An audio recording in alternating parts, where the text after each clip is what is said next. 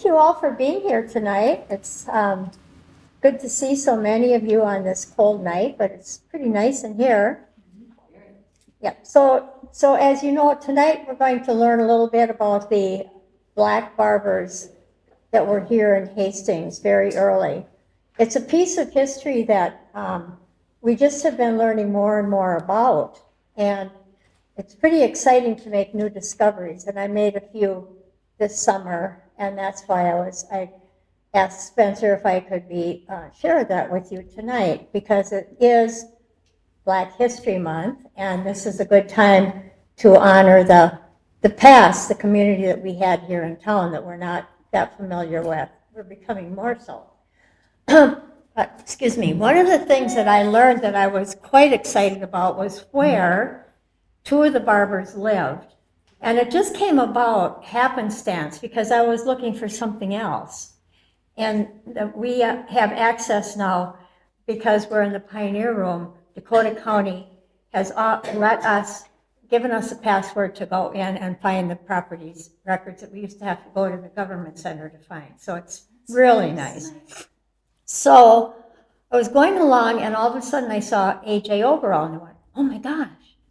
And so I went through and I wrote down all this information and found out that in 1860, he moved to Hastings, and he came here actually right after the 1857 census, but he bought this property in 1860. And, well, then I'll tell you, then another day, this house right here is going to be torn down. And at the Pioneer Room, we keep track of properties, and we have little files, and they're historic homes, and so mostly we have ones that have been put in a historic district, or they're so historic themselves, they themselves are on the register, not just as, part of the community. And so I thought, I'm going to get a picture of that before they tear it down and find out who lived here through the years. Well, lo and behold, R.S. Burns, Ransom Burns, and his wife Frances lived in this house, and it's still there. So that was exciting for me to find.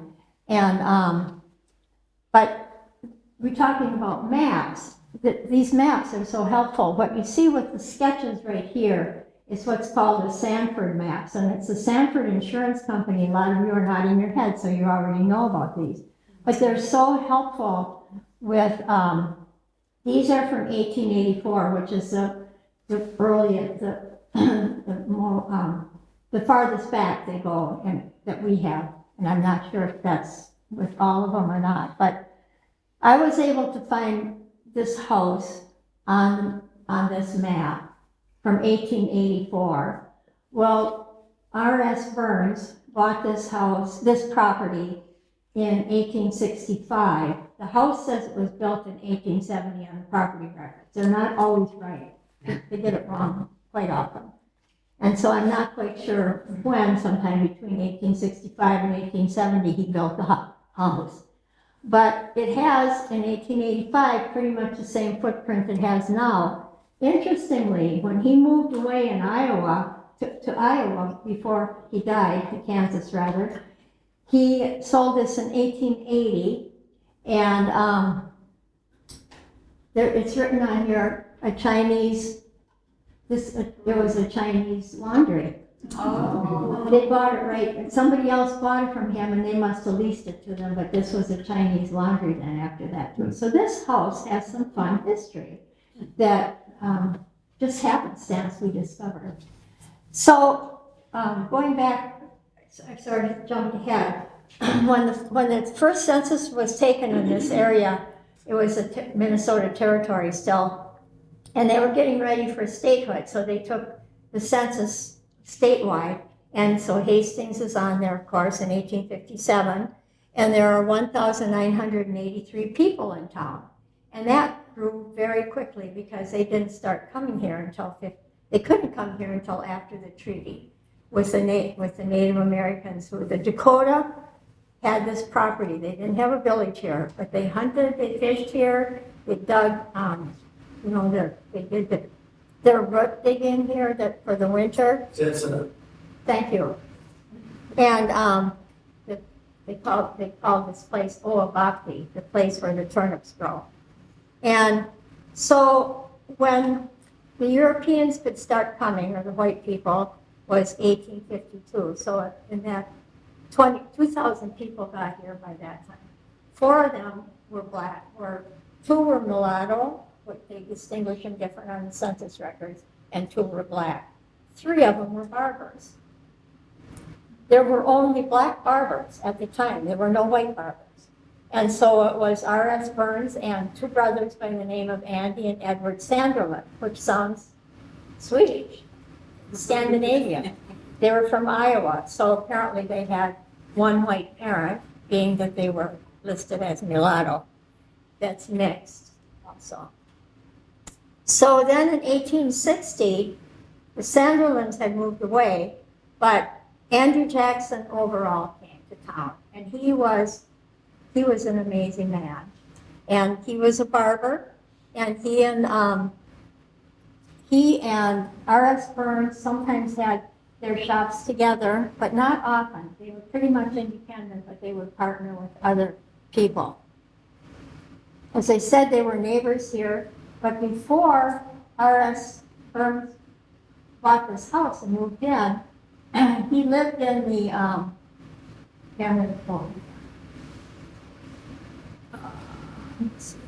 here is the overall house. And this is where Burns lived. And on the corner, at the other end of this lot, was a neighbor of yours, David, because this was a Western house, and it was a big hotel. It's a dining room and all of that. And Burns lived there there were 6 men that lived together, and there was no discrimination. There were doctors, there were lawyers, not lawyers, but, 2 of them were gentlemen. That was their occupation on the census record. But he was the only barber that was living there. So he did that until he married Frances in sometime before 1865, because then she shows up on the census with him. And so this is a really interesting community. We've lost all of this to Mississippi Terrace. And interestingly, there's a house right here. These houses here are crowded 2 on a lot. So they're long and skinny, sort of. So 2 on a lot, and it looks like an empty spot here in 1884. And then over here is what was called the Teutonia Hall. And they had a lot of meetings there, lots of musical events and stuff. And so that was also relevant to this community because they had meetings and celebrations there. And then the Burns house.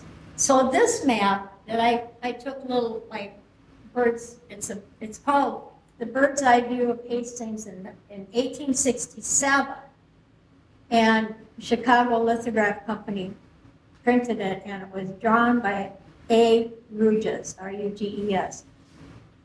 What I was just amazed about was we actually have a photo in the Pioneer Room of this house on Thursday. No, it was actually hanging up in the hallway up with the art stuff in the City Hall. The detail on this house is so amazing. It has this just a unique style. And to see that this artist drew all that stuff on that big map with that much detail on a little house just sort of blew me away. So maps are really important for what we do there and the stories we tell. So the men they lived in the same neighborhood. There were a lot of other barbers that I haven't been able to find. I don't think they own property. Because I was looking for the Weldon family, which was another very interesting black family, not Barberville. And that was how I came across Overall's property.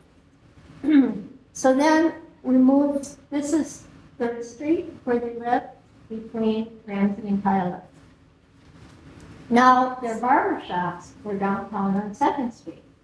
And it's interesting when we're doing the downtown, we're doing it in real detail.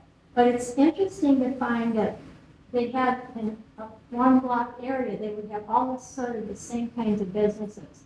the hotels and barbershops and some of the restaurants happened to be between Sibley and Ramsey.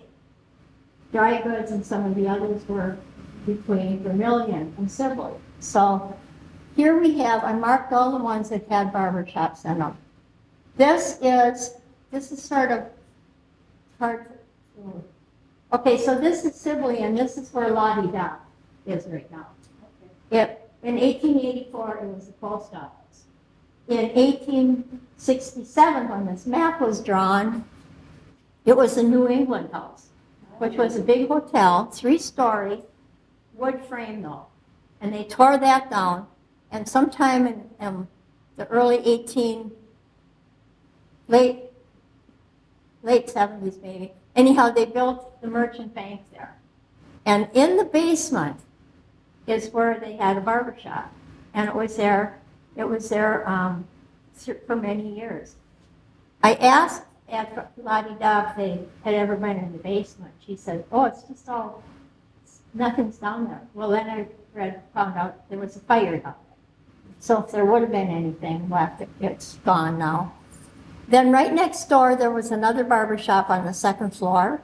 And across the street, this building that's now called the studio, they rent out space, the building that was there before that building had a barbershop. And they leased it, and it was written in property records that Andy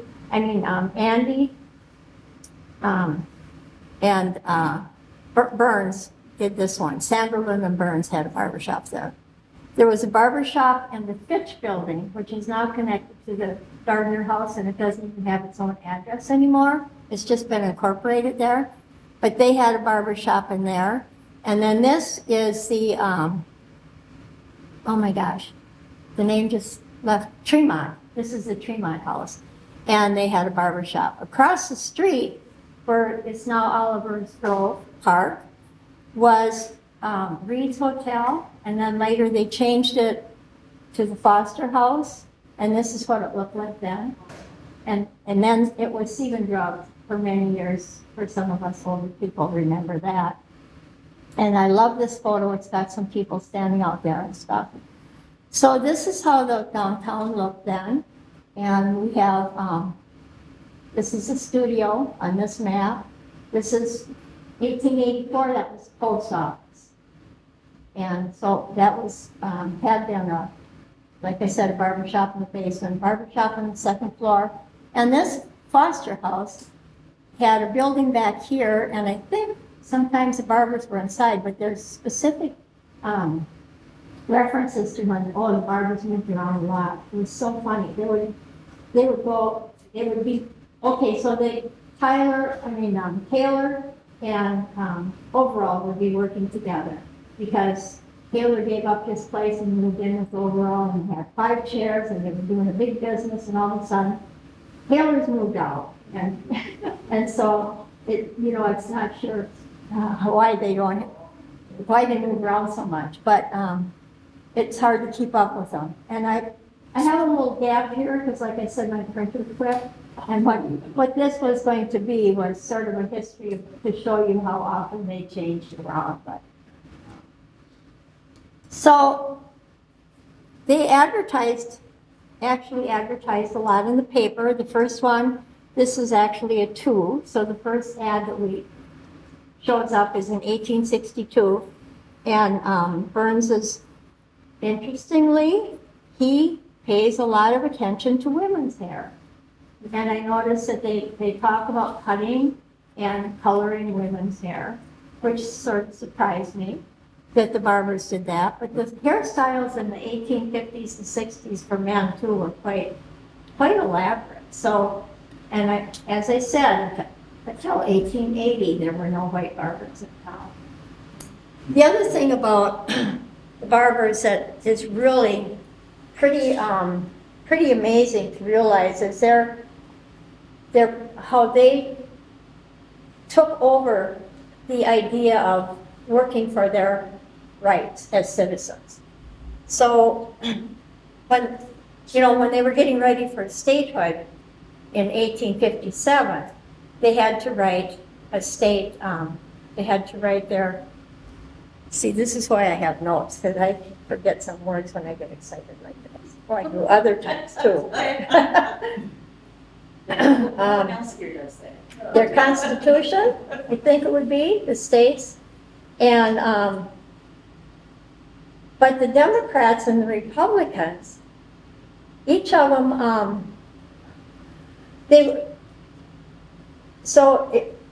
here I'm going to try it.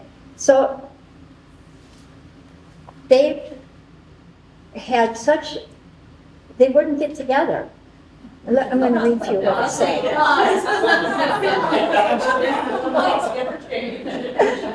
So actually, I'll start with this. In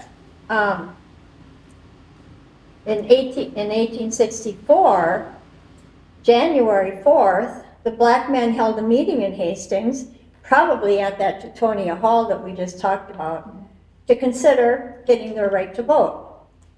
And it had been 1 year since the emancipation of all slaves had gone into effect, and 7 years since the delegates from the Democratic and Republican parties had met in St. Paul at a convention to write their state constitution. It was such a contentious affair, with each party doing their own version, and the members of the newly formed Republican Party were in favor of black suffrage, while the Democrats were strongly against it.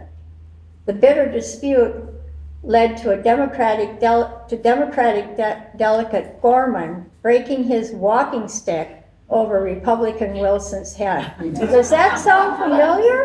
I mean, like Sumner did that just the year before. He got caned, in the national. And so in the end, they decided to let that thing go. They were not going to even address that in their constitution at all, and wait till it was the right time, because Foster from Hastings said, people just they're not ready for this yet. Let's wait. Well, then the Barbers decided in 1864 that the time had come. They were ready, and they wanted to see how they could go about doing that. So they had their meeting, and it was well attended and quite fruitful. James Adams from Northfield, he was AJ's brother, Andrew Jackson Overall's brother-in-law. He was elected president of the meeting, and J.H. Brooks, a barber from Prescott, and Amos Watkins served as secretaries. And it was resolved that Burns, Brooks, and Overall would be appointed as a committee to draft a petition to be presented to the legislature of Minnesota to further their rights. And because A.J. Overall he came from Indiana, and he had quite a childhood. His father was a conductor in the Underground Railroad, and A.J. as a young man helped with that by going out and, watching and getting people where they needed to be. So in 1842, he had served as a delegate from Indianapolis for the first colored convention there in March of 1842.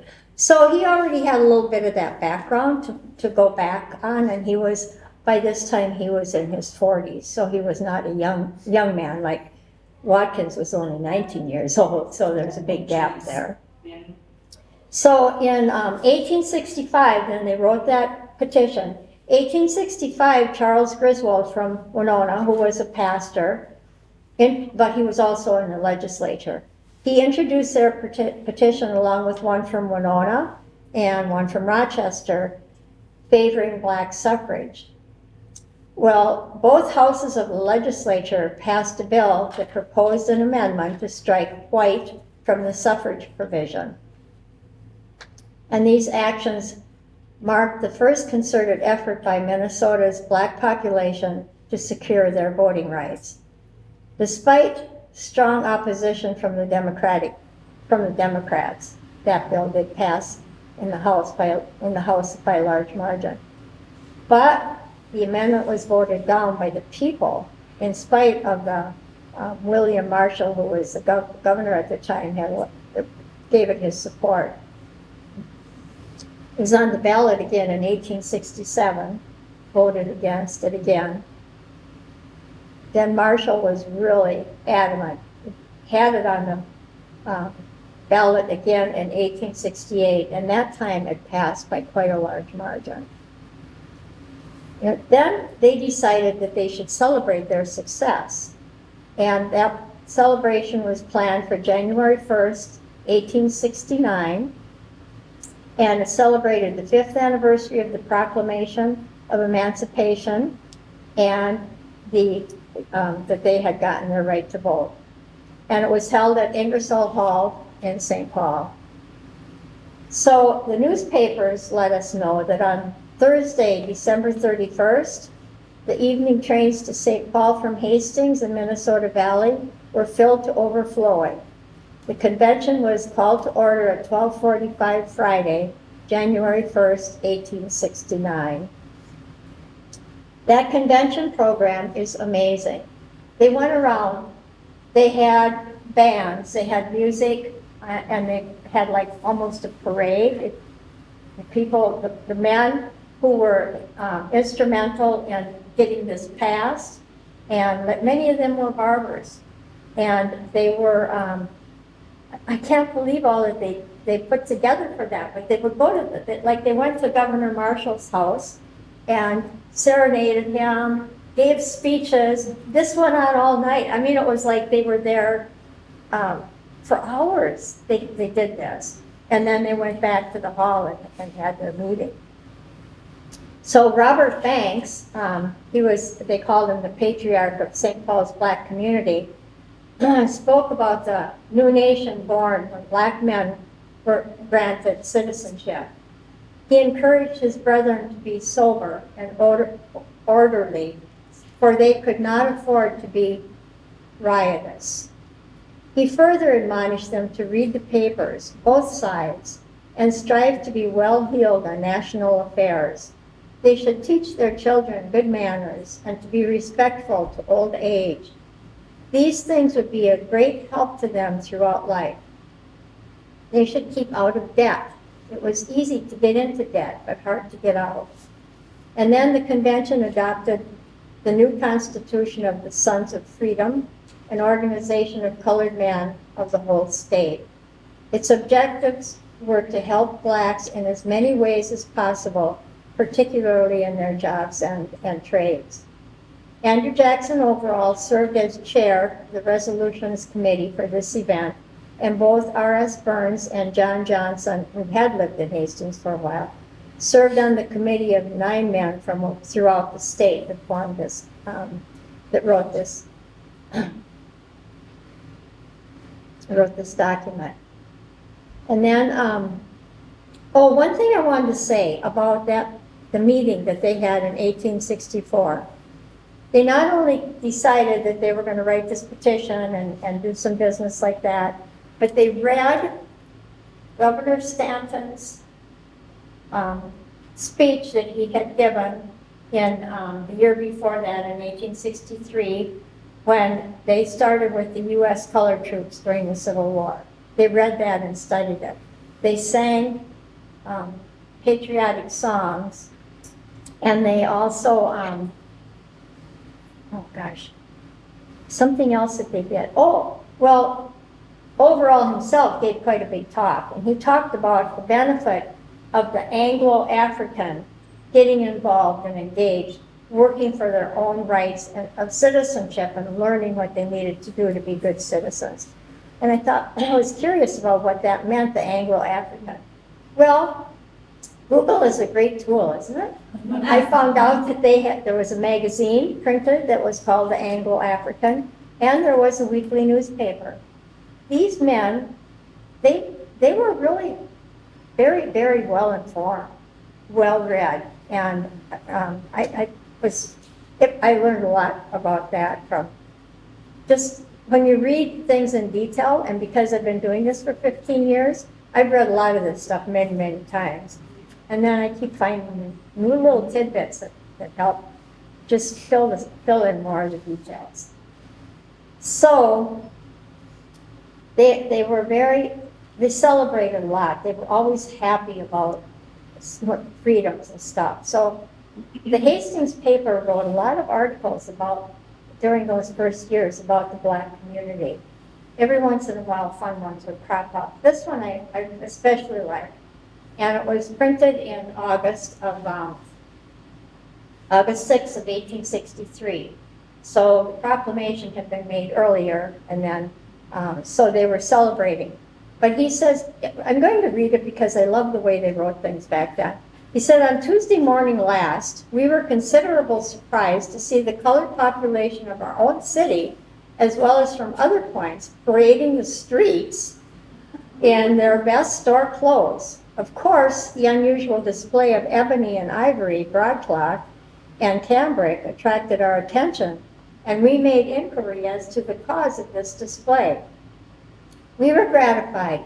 The colored people had been celebrating the anniversary of the emancipation of slavery in the British dominions, and they were at Trimble, Wisconsin, where a dinner was prepared, speeches delivered, and toasts and responses uttered, and general good time had been had by the gentlemen and ladies of African descent.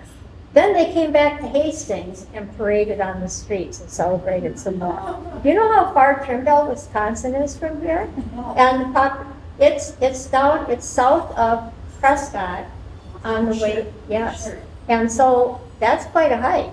Yes. And they went there and they had this meal at a man from Trimble who was he spoke at the convention too. He's from Wisconsin, but he was a character, I guess, and they had him speak. His last name was Washington. And so I'm picturing that, them taking the ferry across the river, and then walking into Prescott. Then there's another, just that is baffling to me. And so, okay, so I talked about that. And then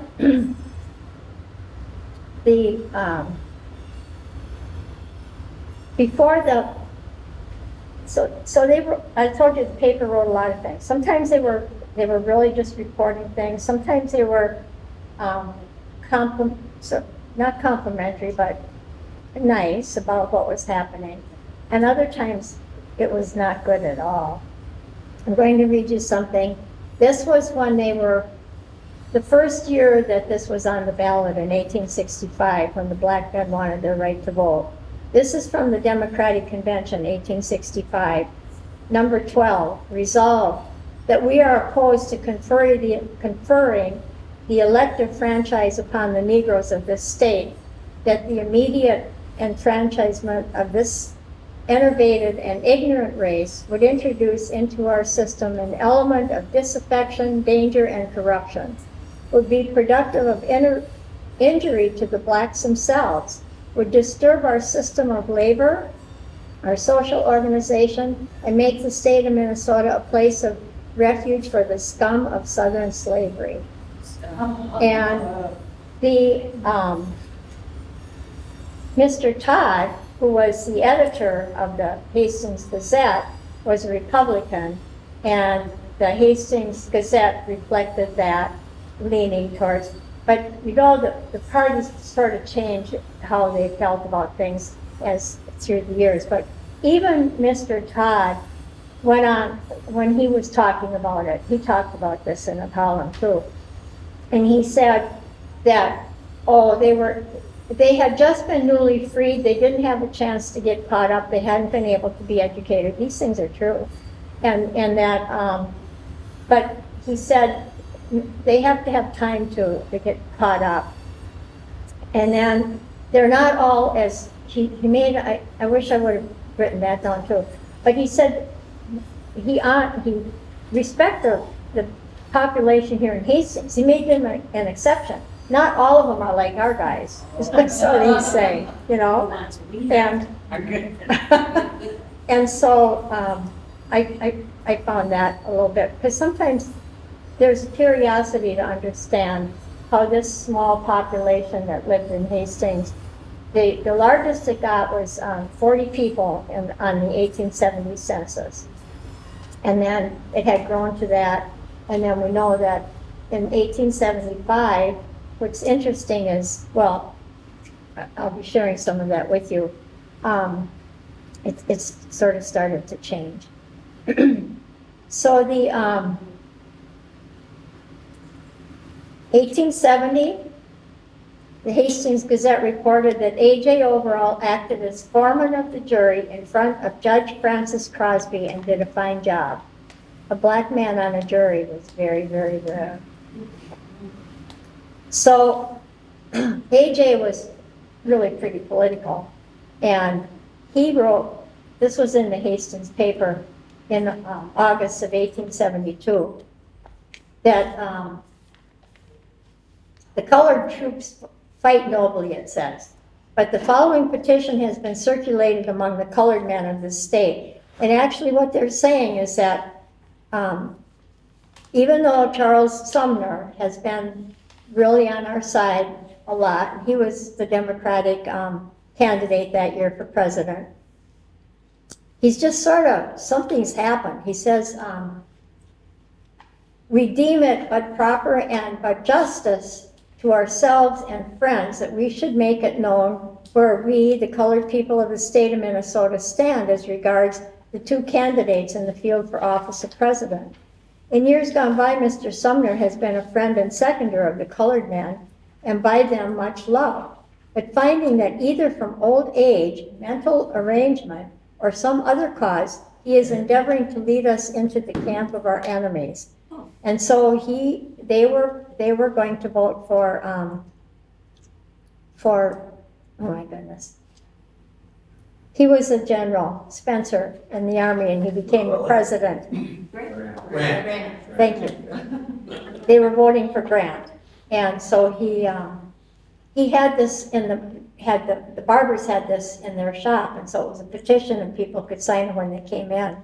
Well, then somebody wrote a letter to the editor and said, from one of your readers, it said, something's wrong with Overall, and he's assuming, and he was talking against what Overall was doing with this petition. And he said, I think he got too much lather on his on his brain or something like that, and that his friend Burns wasn't on board with him.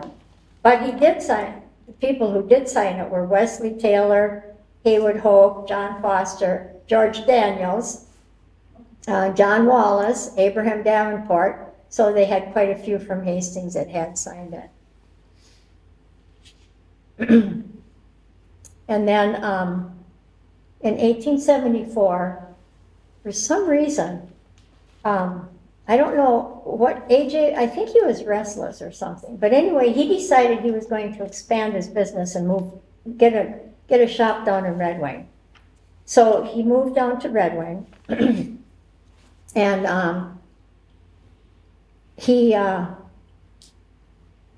I don't know what happened, but the Red Wing paper wrote an article about him, and I've never found the article that they wrote, but in it they accused Overall of being a deadbeat. And so the Hastings paper didn't really put much in there, but the Grange Advance that was printed in Albert Lee, I believe, talks about AJ going down, and about the deadbeat. He was looking for the editor to tell him that he was going to overhaul him, H-A-U-L, and the editor took it back. But the Hastings Gazette then responded to that accusation. They said, this was in October, a deadbeat. We have it from a respectable citizen of Red Wing that the report of A.J. Overall's attempting to deadbeat that town is utterly false. Our informant does not think that Mr. Overall owes a cent in that city, and he thinks he would have heard of the fact if such was the case. All this cock and bull story is old prejudice against the colored race. I thought that was sort of a good defender, defending AJ on that. And then in October, another paper, Worthington Advance, talked about that same libel suit. Now, and they said that it was coming up for trial at that place Tuesday next, so that was December. Then they announced the week later that F.W. Crosby was a judge and A.J. Overall, in the case of A.J. Overall versus Charles L. Davis, the editor, act for libel. Verdict for plaintiff of $300. So A.J. won his case. Then in 1875, there was an article in the Hastings paper that says, headline is literary, and says, but few of our readers are aware that we have in this city in full blast a literary club under the name of United States Debating Society. It is composed of American citizens of African descent and is the incipient expression of a vaulting ambition which aims at not in less than that intellectual power which a colored man thinks he has, but to reach forth and possess.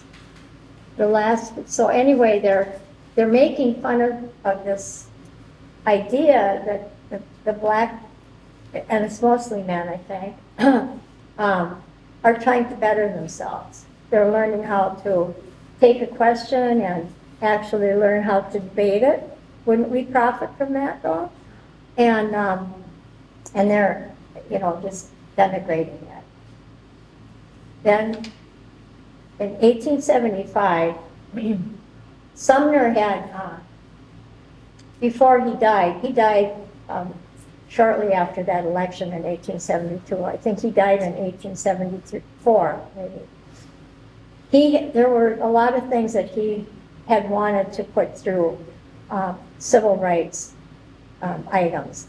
And so in respect for him, after he died, they actually passed a civil rights bill in 1875. And it had to do with public transportation.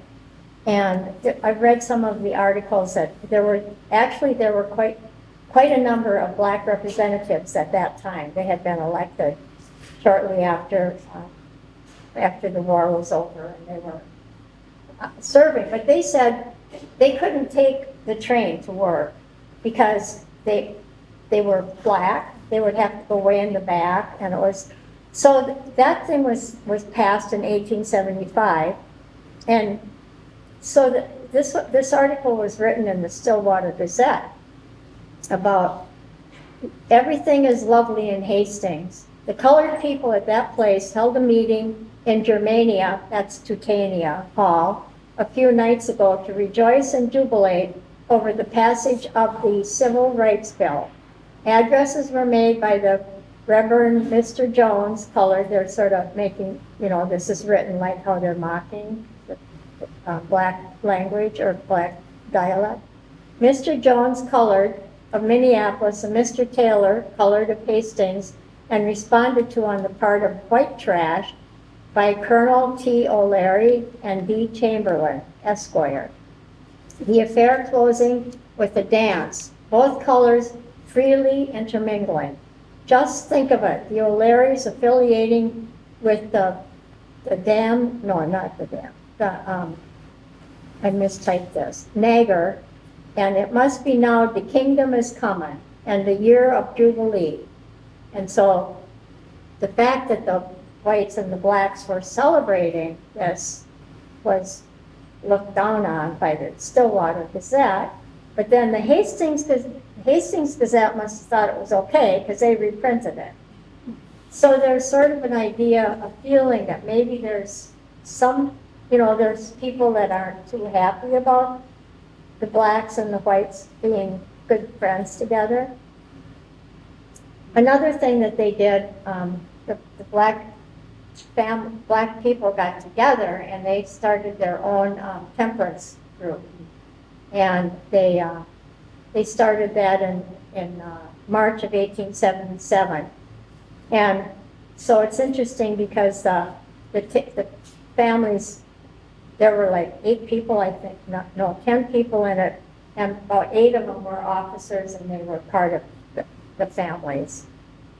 So one thing I forgot that maybe isn't so important. It just came like a butterfly. It just went through there. It's gone. But So then, that was 1875. 1879, there was a group was put together from Hastings, and it was a bunch of, I have to find that.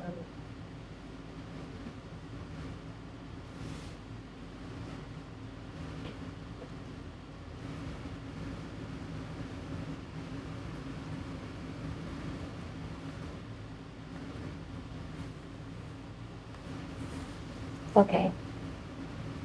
I haven't. I guess I neglected to put that on there. But so it was a group of men who were taking on a project, and they called themselves the Northwest Land Development Company. It was Burns and overall from Hastings. It was Brooks from Prescott. It was Washington from Trimble, the man that had the party, and then someone from River Falls. And that was printed, it was put into the ledger. Sally one time gave us a whole bunch of things and that was in there, Sally. It was dated 1880, but this whole organization, this corporation, may have been formed before that, and then it wasn't entered in the ledger until later. It did not give a date of organization for some reason. Because by 1880, they had all moved away from Hastings. It's a mystery, like what happened? Wesley Taylor moved to Prescott, and he was living over there with his wife. And A.J. Overall moved up to St. Paul with his wife. And R.S. Burns and Francis moved to Atchison, Kansas. And they started an ice cream shop, and he was no longer a barber, but he was getting up in age, and he ended up, there were a couple articles about it in the Atchison paper about how he had some health issues, but before that he had that good, business, and they talked about that too. And so he died, and I don't remember the exact date, but it was a few years after we left here, about 10 maybe. And A.J. died the year after, he died in 1881, the year after they left here. And then finally, Taylor moved back to Hastings, and he ended up down here in the, so these were all the places that they had the barbershops. But over here, he was, this is in the Masonic.